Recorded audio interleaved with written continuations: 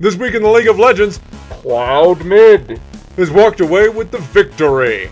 Additionally, we've got some interesting news on the PBE server, followed by some maintenance coming up for the anticipated 5.8 patch. All this and more on the Spaztic Gaming web show. This is Water Elemental. And this is Axis, and we are here today to talk about the League of Legends. This is an ongoing show where we talk a little bit about everyone's favorite MOBA-style battle game. And little is kind of exaggerated on this one because there's nothing. The LCS Summer Split, or Spring Split, I should say, just finished up last week. And without going too much into spoilers, if you haven't watched them yet, go ahead and click ahead. But TSM won over Cloud9 in a reverse sweep. spoilers. It was a really good match. I was very entertained by it. Yeah, it was a pretty good set of games. Still always happy to see the current meta, including Sejuani and like Urgot and all the kind of champions that you wouldn't expect. So we'll see nerfs on them sometime soon. Yeah, you love that Urgot.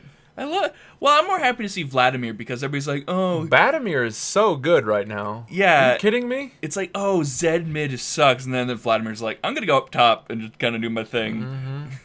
So. Dude, Vladimir Smite top is actually not that bad. No, he's been kind of killing it. Which we will talk about here in a moment. But for now, 5.8 is literally a day away. Probably less. It'll probably be up at the same time as this video. But we'll be going over it next week. Big things that are going to be going into that patch is they're tinkering a little bit with jungle items and jungle stability. They're releasing a brand new set of skins. And most importantly, we should be getting some finalized stuff. I believe, was it for the Chroma? The Chroma skins, we're getting a lot more of those, was the big thing. Yeah, they weren't actually introduced. They were in the last patch, but they weren't actually in the store. So they're going to be in the store probably within the next month for testing. And show with your money that you guys don't want to pay $9.75 for the color palettes of skins you already own. Like, base skins, fine, that's acceptable. For a cheap price, give us different colors for base skins. But for skins we already paid for, just have them VIP. Yeah, just have them VIP. There's no reason for because then you can buy a skin with money, and you can make it a little more expensive maybe if it has a chroma option that they can pick bundle up. it. So there you go. Give that a shot. But we probably won't see that. Who knows? No. The next big item on the server, on the list, on the PBE even. On the things, on the junk. On the red posts? What are we talking about? That whole Smite top and Smite support thing. So this started during the summer split with a Shyvana top who went challenging Smite Cinderhulk. This is something we talked about last week, especially in the comment section. And Riot has finally addressed this, and they said that they want to tone down the power of Cinderhulk, but not the power of challenging Smite and the Smite ability itself. So that's good and bad. The challenging Smite thing is interesting. I think it's going to end up maybe getting a meta game against it. Yeah. I've been developing myself, and I've been seeing other people start to understand the principles behind it. So perhaps we'll see. Cinderhulk getting toned down to be more jungle and minion and monster oriented. Definitely something that we all sort of expected. So we will have to see. Yeah, and it's getting to the point where bot lane is now taking smites themselves to go into the enemy jungle and smiting Cinderhulk too, depending on which side of the team is. So there's a lot of weird play going on. Well, the main thing is you can burn down Dragon with the triple smite really, really fast. Yeah. And you do challenging smite against the enemy ADC in lane while the support tanks, and all of a sudden the ADC just can't kill the support. And they just laugh, and the ADCs have to man mode each other, and it's actually kind of funny. But on the other hand, it's a little ridiculous, so we'll have to see. But yeah, doesn't look like any changes to Smite itself, but Cinderhulk is definitely going to get knocked down. They're also talking about changing up Hecarim, so he's not as potent in the laning phase, but he's still going to be really good in the jungle. They're going to try to focus him into that, jungle kind of subtype instead of letting him be able to do both.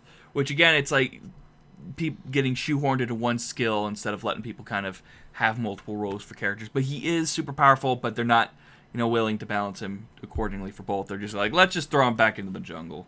He's pretty strong right now. one of those characters that doesn't need a flash to be effective. Kind of like Shyvana has really good move speed, has a dash, attack, ult on a low cooldown. Kind of hard to beat that. Pretty interesting. So that's pretty cool. But another thing that they're talking about is team builder draft for ranked mode, where essentially you'll be able to put together a team in the same way you use team builder, except in the draft mode, where essentially looks like they're going to do something we suggested a few episodes ago, where you can sort of select a pool of characters that you prefer to play, and it'll go through the ban list. But on the other hand, I mean, it's sort of a beta idea for them. They're working on it. They're still trying to figure out how to make it work with the picks and bans, because, you know, it always comes down to a big part of ranked is in the heat of a moment. You know, you have a few seconds to choose. You have characters banned. You want to counter pick, and you also want to work with your team. That stress is part of the ranked experience. So taking that out, kind of a bad thing. Like, look at competitive play. It's so interesting to watch the pick and bans with the commentators, where they're like, all right, so last game, these characters were really powerful against them. What are they going to do? Are they going to ban the characters that just kick their ass, or are they going to, you know, keep the characters banned that they did last time that were preventing them from doing certain strategies? And so there's a lot of stress to it, and especially in blind draft mode where you don't know the opponent, you got to kind of, it's like, who's been popular, what's been good, what's been bad, what are we bad against? It's just like pretty crazy stuff. Yeah. But that's really it for official news this week, guys. The Guardian of the Sand skins are available now, so you can pick those up if you would like. They're all relatively good looking. Yeah. Nothing crazy, but good, decent skins for good, decent characters. And don't forget Splt Vayne. She's out too. Well, she was out, and yeah, she's been out a while. I saw that skin in the game, and it was not blown away. You wanted to gouge out your eyes with the I light. wouldn't. She did that with her arrows already, so it's helpful. But yeah, guys, slow week. 5.8 is next week, so we'll have a lot to talk about then. But for now, we're going to move on over to questions. First question this week comes from Black Dragon. He says, why do you guys do videos when no one watches them apart from me? Because we love you, Black Dragon, and we want you to have entertainment during the week. We're just really generous dudes. Our next question comes from Mester12. He says, besides the hyper carries in the ADC role, who is good against the tank meta? Well, we all know Kog'Maw, Vayne, Varus to an extent. Graves does decent. Burst ADCs and Shred ADCs are very good. Now, you phrase it sort of where you're looking for other ADCs that do well. Jinx is really good because she's momentum-based. So, and she has that large amount of AoE where she can hit the tank and still deal damage around that's the right. tank. Jinx has the ability to always get farmed, pretty much. Always get farmed. So, she's really good because she just takes off really easily, so you can use her. Even if they have a tank-heavy team, you're just so farmed because you always get farm on Jinx that you can use her pretty strongly against them.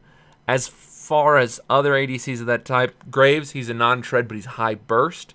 And that high burst can basically mean you blow up the rest of the team, and then the tank is the only one. The tank are the only one or two left, and those are just you. I mean, you kill those with the rest of your team. I have to say Tristana is really good for it now too, because she has her new time bomb where more damage you deal to that time bomb on top of them. Well, you don't do that much damage to the tank as is, so that doesn't stack up so fast. Well, I mean though, like you can tick it up, deal that AoE damage. You also can jump back using her rocket, get behind the tank, peck off who you need to, and run away.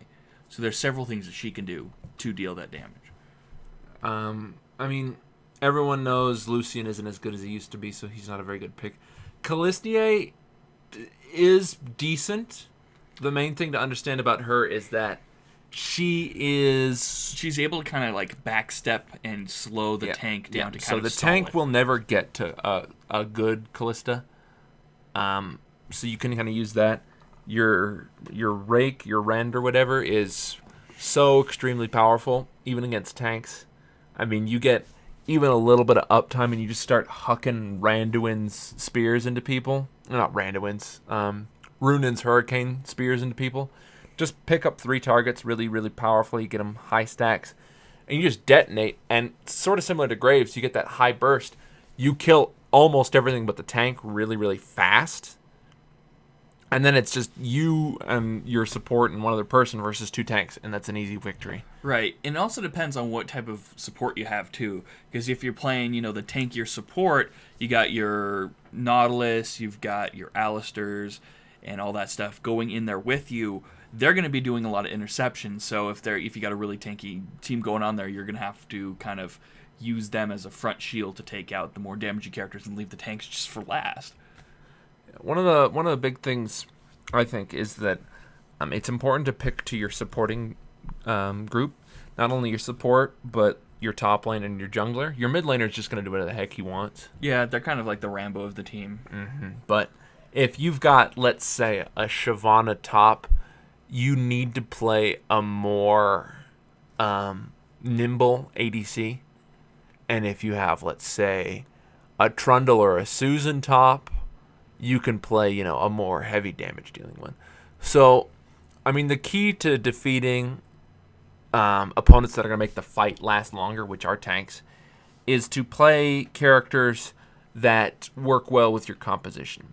So if you have a Trundle jungle a Trundle top and an Udyr jungle, you just play burst. Just play pure burst. Because those two are going to do a lot of the control. They will peel off and they will destroy their resistances. But if you have, let's say, a Garen top and let's say something goofy like a Fiddlesticks jungle, you need to play hyper nimble character. Because you have barely any tanks to do anything. So you have high damage and no peel. So really, the important thing about your ADC picking in this particular tank meta is you just need to build your character around how much peeling you have.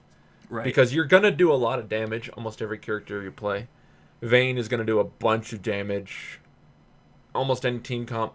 But if they have, let's say, a Fiddlesticks who jumps on her and she dies immediately, that's not going to be good. Yeah. Quicksilver is really popular right now. So, and this also isn't just who should I play, it's really how is the metagame being affected right now? What is, a lot of people playing? And in the comments, Mike Acosta has mentioned that we're seeing the Kog'Maws, the Corkis, the Callistas. But that doesn't mean that that's what all is going to be bot lane. You're still going to see Ezreals. You're still going to see kind of like the experimental bots. You'll still see Annie supports. You'll still see Fiddlestick supports. It depends on what game mode you're playing and kind of feeling out what your opponents are picking. And it's at that decision, depending on your pick, if you're playing either all pick or in draft mode, that's when your decision is. It's not who should I just play. It's who's going to be the best choice for the best situation. And that's how League always has been as far as ranked games. Exactly. But that's just some, here's some ideas on what you can do. I've been playing Crit Varus personally. And Crit Varus is not very nimble, but he's very CC heavy. So he's never going to be a hyper carry. But the thing about Varus is he's super, super pokey, and he has an initiate, which is unique among ADCs. And I've been playing Sivir before, they've really buffed her up to where she is now. And, a lot of the pro players have picked her up, again, because of how fast she can push lanes. So I've been playing her just because I love throwing her boomerang blade, because it's so satisfying clearing a lane and walking up and be like, there's nothing you can do about it. It's pretty good. But that's it for our questions this week, guys. We love to answer questions on the show. We try to answer at least 2, even if they're a bit goofy. If you have a question for us about the show, about what we're doing, about what's upcoming, about your personal thoughts, about anything really, we'd love to answer on the show. So please post it in the comment section down below. You can send it to our email at spasticgaming@gmail.com, or post it on our Facebook, Twitter, or on our website, all of which are in the links down below. We do have a Patreon. It's patreon.com/spasticgaming, which is also linked down below. You can get access to exclusive content such as bonus videos, mentions, all kinds of stuff. It's pretty wild. No exclusive videos yet. We're still working on what we want to do for exclusive videos. But all that stuff will be on the new Patreon stuff when we finish up on that. We just had some delays. But otherwise, it's been Axis And Water Elemental. and we'll see you guys for the patch video next week.